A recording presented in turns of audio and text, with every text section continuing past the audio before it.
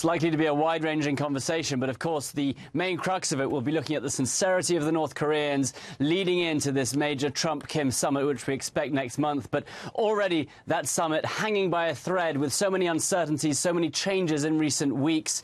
President Moon is en route to Washington as we speak, and he'll meet with President Trump tomorrow at the White House ahead of that planned summit in Singapore next month. The Trump-Kim summit looks a lot less certain now after Pyongyang's surprise move to break off a high-level meeting with Seoul, apparently because of recent US-South Korea military drills. They've also threatened to cancel the summit with President Trump, who today tweeted, "China must continue to be strong and tight on the border of North Korea until a deal is made." The word is that recently that border has become much more porous and more has been filtering in.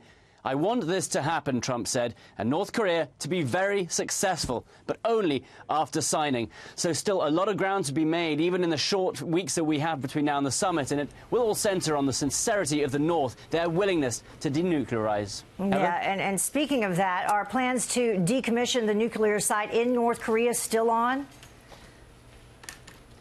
They are, yes. And in fact, we expect foreign journalists to be flown up into the mountains of North Korea sometime later this week. A very rare opportunity by them to observe the closing of the country's Pyongyang test site.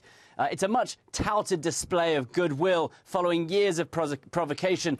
But many analysts are expecting this in particular to be heavy on spectacle, but light on substance. South Korea believes firmly that North Korea is willing to give up its nuclear sites, its missiles, its bombs. The US being a little bit more cautious now. We've seen a shift over the last week or so. Heather? Yeah, we have the president saying, what happens, happens. We'll keep an eye on it. Benjamin Hall live for us. Thank you.